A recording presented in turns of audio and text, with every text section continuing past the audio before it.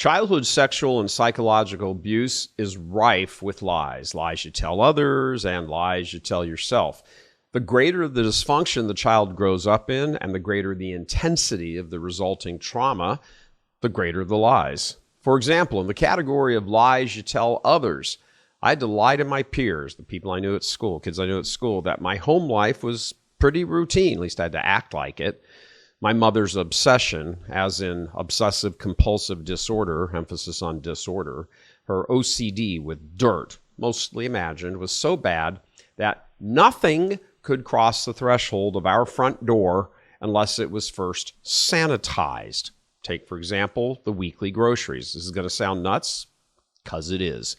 Every single item had to be brought in by my dad and me, the grocery bags, and put down there just inside the door, and again, brought in by my dad and me, while my mom then grabbed each item out of the bags and took them to the sink and washed them under the tap with soap and water before they could ever be put away. And I mean every single thing. Bringing the groceries home was a multi-hour experience. The same was true of my school books, which is why I started doing all my homework at school as much as possible. Other kids would ask, "What happened to your books? Why are they all swollen?" Well, of course, I had to lie. Or I could have just said the truth. Well, my mother's developed a severe emotional handicap about dirt as a result of her rape by her father-in-law, and she washes them each night in the sink. No. What would you have answered when you were 12?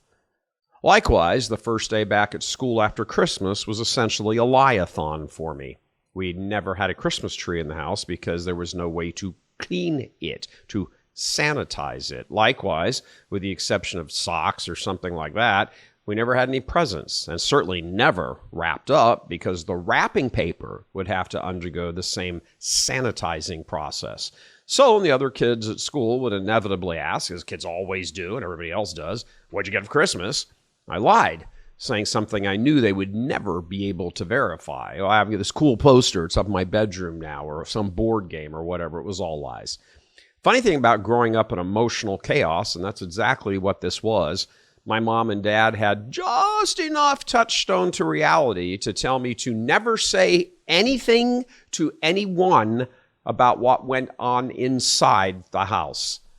My mom created the situation to involve me as a young boy in covering for her emotional illness, and my dad went along with all of it. I carried their lies. And that's pretty par for the course. The parents' emotional drama gets visited on the children, and in my case, I experienced that storm pretty much by myself. My brother was off at Notre Dame, and my dad, when he wasn't on assignment, like in the Philippines for a couple of years or other places, may as well not have been there. Now, about this next part, I've wrestled whether I should talk about this or not, but since the point of all of these commentaries this week is to reveal just how damaged I was growing up in that environment, and more to the point, if I could begin to find some healing from all of this, well, so can others. So here goes. I'm going to be a little circumspect here because I believe this individual may still be alive, and I have no desire to expose anyone unnecessarily. While we were living here in Texas on a certain Air Force base, after much nagging, a friend of my mom's from England, a girlfriend, had convinced her, finally, to go out with her to the officers' club one night, officers' club on the base. There my mom met a young officer. Let's call him Bob. And for the next roughly 15 years, she became emotionally involved with him. Really emotionally involved with him. So involved that when he was transferred to various other bases, air bases, my mom had my dad put him for transfers so he could get orders to go to those same bases. The summer before high school, in fact, we actually picked up and moved from California to a New York State air base, drove all the way across the country because that's where Bob had been sent. Suddenly, Bob got reverse orders and was sent back to California. So, after having made some new friends riding around on my bike in the neighborhood, all of a sudden, we were moving back to California after just 2 months.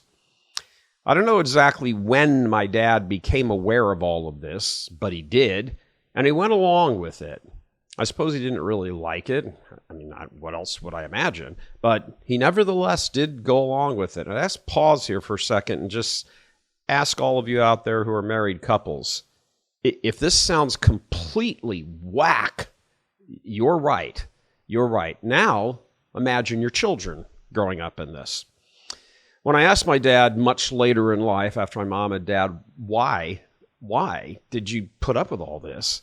He answered, it was the only thing he could see which gave my mom some relief from her emotional anguish of being raped by his father.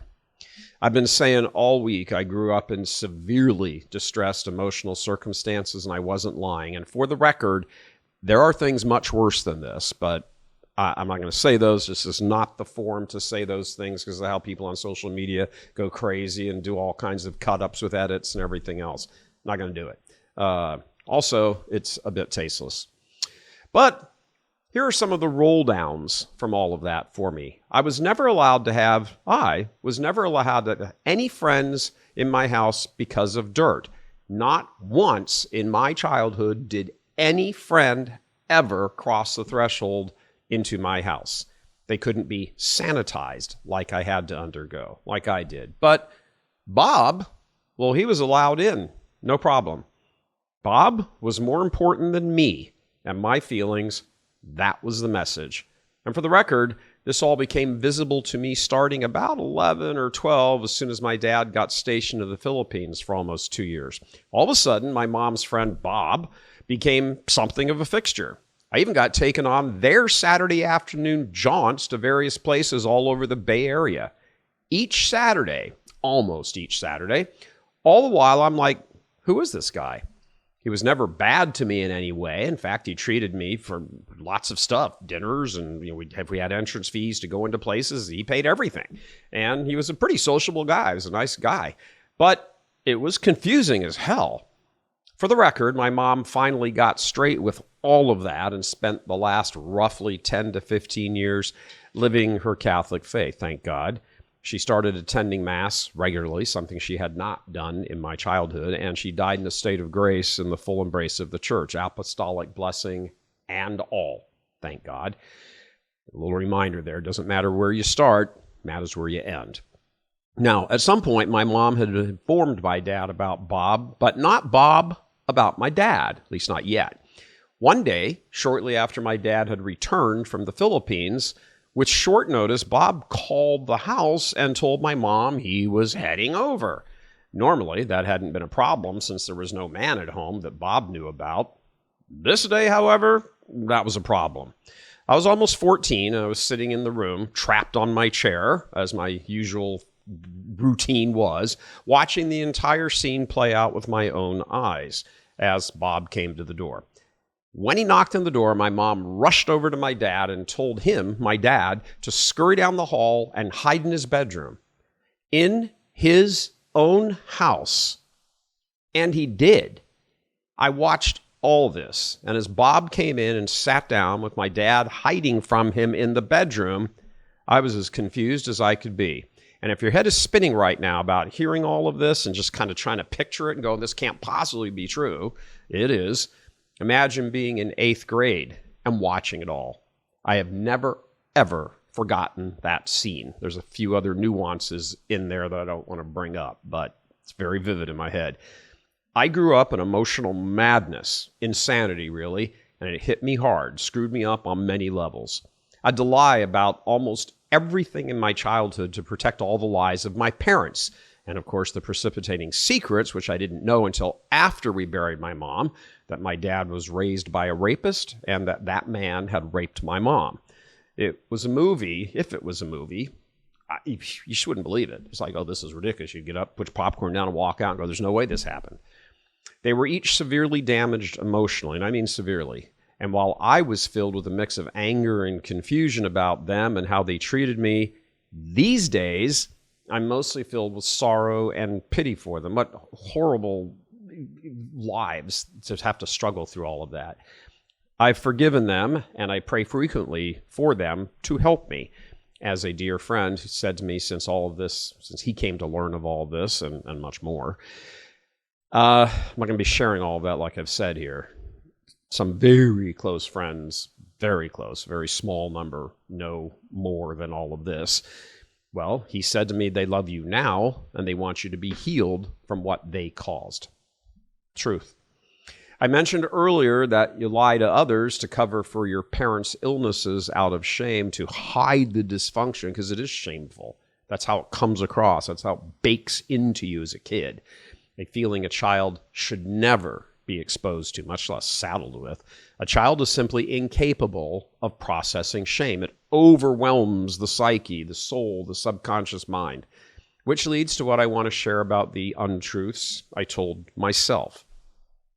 I've had a few stop the presses moments in therapy the past 18 months, and one of them was this, said to me by one of my wonderful team members. He asked me, "Why do you feel so bad about yourself?" I said, "Well, duh. Because of this," and I went, "Duh." He laughed. "Because of the sexual and or psychological abuse every day of my childhood." Then he said, "Well, let me suggest to you that's not correct. Instead, consider that all your negative feelings about yourself are not from what happened, the events, but what you told yourself as a small boy about what happened. Your negative feelings come from untruths you told yourself subconsciously about everything that was going on, which is happening. Lies or inferences you drew, which down deep, you still believe today." What are some of those? Well, what happened was my fault. There's something wrong with me. My parents don't love me because I'm not lovable. One of my team even showed me this to make the point. Think about this for a second. When you keep criticizing your kids, they don't stop loving you, they stop loving themselves. And building on that, from therapy, to hear that for a young child, that your parents are God, when you're this small, your parents are God. That was like a thunderbolt. My parents' inability to love me, to make me feel safe, treasured, protected, first importance, whatever, all of that translated in my subconscious, as it does for many people. It translated in my emotions that God himself did not love me. And for the same reasons, the same lies or inferences that I told myself about my parents, there's something wrong in me that makes me unlovable to God. For me personally, this was a great war within. I have never once in my life ever intellectually doubted my Catholic faith. I've failed miserably and horribly time and time and time again to live it, but not for a single second have I ever doubted it. This is the church founded by the incarnate eternal Logos, without which salvation would not be possible. If faced with dying for this church, the bride of Christ who he gave his life for, I only pray that I'd be given the grace to accept martyrdom. It's been like that as far back as I can remember. I've grasped much of the church's depth, been stirred in my intellect at the cohesion of it all. I was even correcting nuns and priests on points of faith, as well as my dad, when I was in middle school.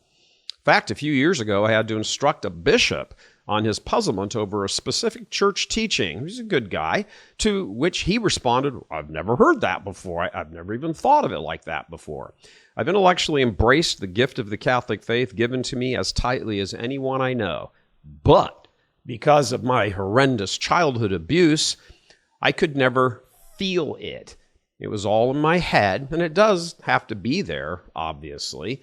But in my heart, in my feelings, my subconscious mind, my emotions, full of lies about God in relation to me, it never penetrated that pain. That knowledge never got down here. That little saying about the biggest journey is from your head to your heart, that 8 inches or whatever it is, never got through. I could not process how the God I so firmly believed in, remember, belief is an act of the will, it's the intellect. I could not process how he could look the other way at this little boy, me, in so much distress. I knew, in my intellect, my feelings could not be true, but in the prison of that deep, deep hurt, it didn't matter. I felt nothing. What therapy is showing me is a hard truth, that I've deceived myself by these inferences, even if unwittingly. It's kind of beside the point why that happened. This is my reality now for almost my entire life.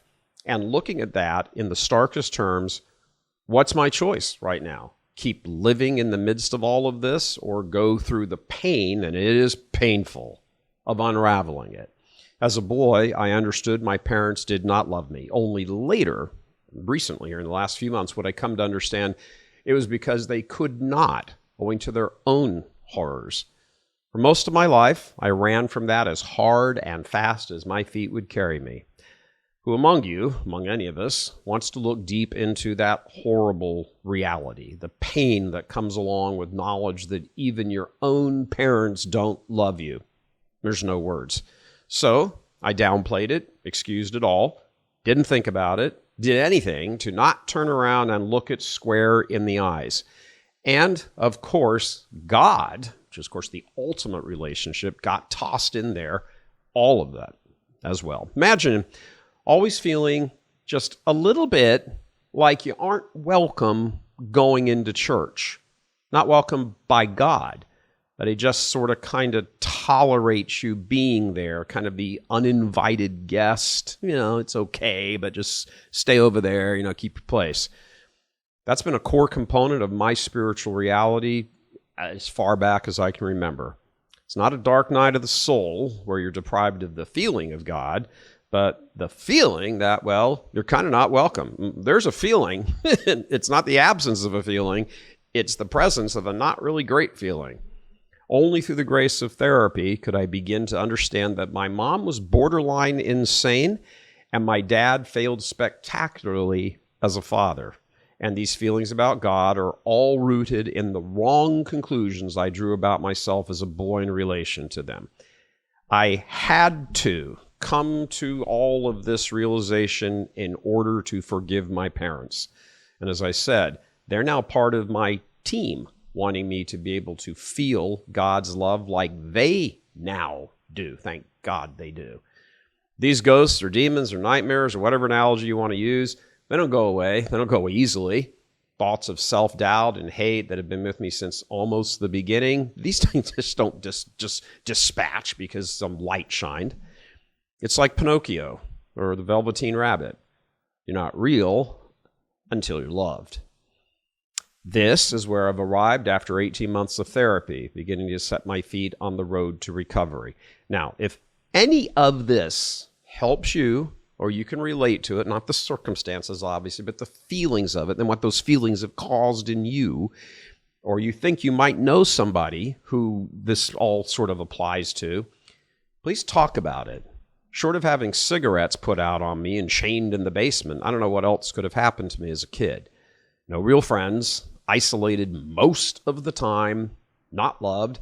As I told some folks here recently, thank God He, or my guardian angel, or Blessed Mother, or whoever it was, steered my steps in such a way that I was never near that crowd of people with heroin or cocaine or anything else, because I know I would have fallen victim to all of that, and I'd likely be dead. If I can begin to pull through all of this, as jacked up as all of that was, well, then you better believe there's hope for you as well. There's hope for anyone. Do not be afraid. Do not idle away your life out of fear about asking God to reach down and draw you out of the mighty waters. He will. The inability to feel His love does not mean He doesn't love you. Take that to the bank and begin, even if ever so slightly, to live. Coming to you from Houston, Texas, I'm Gary Michael Voris. God love you.